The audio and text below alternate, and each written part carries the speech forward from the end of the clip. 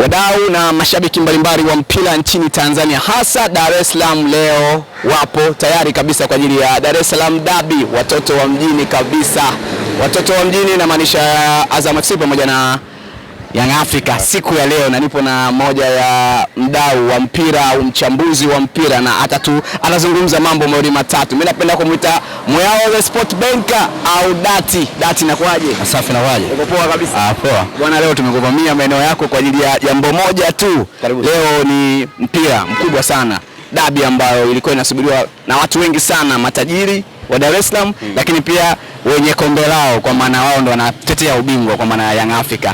Unaionaje kwanza Derby ya leo? Ukisema wenye kombe lao unakosea. Kombe ni kwa ajili ya timu zote. Sasa hivi kombe la ligi kuu ipo wapi?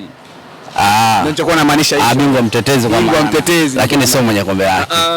Bingwa mtetezi. Bingwa mtetezi ni Young Africans. Mchezo kati ya Azam na Young Africans binafsi ni miongoni mwa michezo bora zaidi. Ukimuuliza shabiki yoyote wa Young Africans au mdau yoyote wa mpira wa miguu, kwa trendi ya misimu minne ambayo Young Africa wanataka kuchukua bingwa, ni mechi gani ambayo wao wanaenda kwenye mchezo hawana uhakika wa matokeo? Ni dhidi ya Azam kuliko timu zote.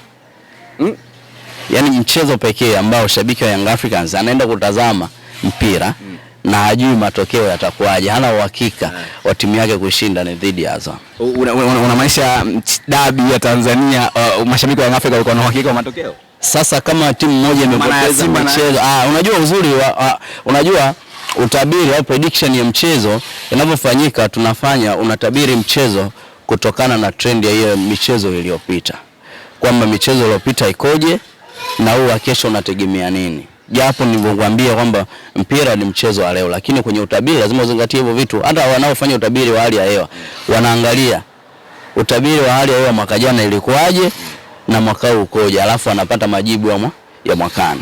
Ndio maana ukizungumzia hapo timu ambayo ilipoteza michezo 6 mfululizo, umeona ni kwamba unaenda kwenye mchezo automatic, hapo lazima utampa Young Africans, kwamba mashabiki, sio mimi tu, shabiki yoyote anajua kwenye michezo hivi karibuni ya Simba na Yanga, Simba alikuwa ni dhaifu mbele ya Young Africans. Underdog wanaweza kutumia neno hilo, japo sio zuri kwa timu kama ya Simba Sports, umeona, lakini wao walikuwa ni chini kwa sababu wametoka kupoteza michezo mingi sana. Maana yake hata shabiki wa Young Africans akienda kwenye mchezo dhidi ya Simba alikuwa na uhakika kwamba naenda narudi na ushindi, lakini sio dhidi ya Azam. Sio dhidi ya Azam. Kwa Azam na Yanga leo, mashabiki wa Yanga hawana uhakika na matokeo chanya. Hawana uhakika. Na of course kwangu mimi, ukitaka kushuhudia mechi yenye ladha kwenye ushindani, kwamba hapa watu hawaogopani, tunafika tunaenda na kufunga unanifunga, utaona hiyo football inatembea, hakuna makando kando. Wewe ushawahi kusikia mechi ya Azam na Young Africans kuna watu wamepigana getini? Azam wanabadilika siku. Ndio maana nakwambia, kwa sababu hiyo ni mchezo watu wanaocheza zaidi kwenye uwanja, kwa maana dakika 90 sio nje. Hizi michezo mingine sijui hii ya Kariakoo inagubikwa na vitu vingi sana nje ya uwanja. Maana yake vinaenda kuondoa ladha, vinaenda sometimes vinawaathiri mpaka wachezaji kisaikolojia, na ndio maana unakuta sometimes tunakosa ladha ya football. Lakini mechi ya Yanga dhidi ya Azam ni mechi nzuri sana. Hata mimi mwenyewe binafsi ni miongoni mwa mechi mbili ambazo yani labda itokee na umma, lakini mchezo ambao wanatarajia tunaenda kutazama mchezo, kwa sababu ukija kuangalia kwenye quality, Azam na quality kama Young Africans, na wachezaji, ukitoa baadhi ya wachezaji ambao wako Azam wanaenda kuingia kwenye kikosi moja kwa moja cha Young Africans, sijui umeelewa, na kuna baadhi ya wachezaji wa Young Africa wakienda Azam nao wanasugua. Kwa hiyo ni watu wawili ambao ukienda kwenye makaratasi, kwa makaratasi unaweza kumpa faida Young Africa kwa sababu ni bingwa mtetezi, alafu kamfunga michezo mingi, umeona. Lakini utaangalia hata utofauti wao sio utofauti mkubwa, ni kwamba wanaenda kwenye mchezo huu hawana uhakika wa kupata matokeo. Lakini ukiachana nayo, Azam wana kocha mkubwa, wana Florent Ibenge, kocha ambaye kachukua chani, kachukua shirikisho, kashapambana na timu kubwa, kwa anajua namna ya kucheza na hizi timu kubwa.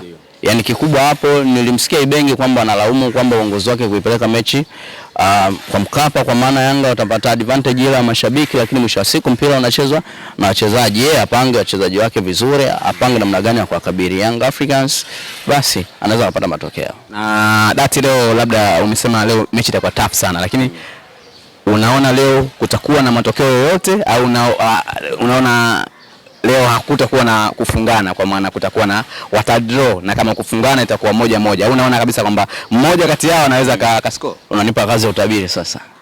Yaani unataka nitabiri matokeo, si ndio? Sio utabiri matokeo. Sijakwambia utabiri kwa maana naona Yanga itashinda, naona Azam itashinda. Kwamba moja timu moja hapo naona binafsi naona ni mechi ambayo inaweza kawa na 3+. Hapo sijasema labda Azam atashinda 3 au Yanga atashinda 3, ila ni mechi ambayo inaweza kuwa na goli kuanzia 3 kwenda mbele. Kwa sababu gani? Timu zote ziko vizuri kwenye eneo la ushambuliaji. Sijui umeelewa? Ni na wachezaji ambao wanajua kutumia nafasi. Kwa mfano Azam kuna mtu mmoja ametoka Kongo anaitwa Kingita. Mchezaji ambaye ameitwa kwenye kikosi cha chini ya miaka 23 under 20. Kwa hiyo kuitwa kwenye kikosi cha Kongo uitwe kwa bahati mbaya, ila mpira anaujua, na ukija kuangalia namba zake atoka ameingia Azam, namba zake kidogo zinambeba. Na ukija kuangalia Young Africans kuna mtu kama Depo ambaye naye ni mzuri kwenye kutumia nafasi.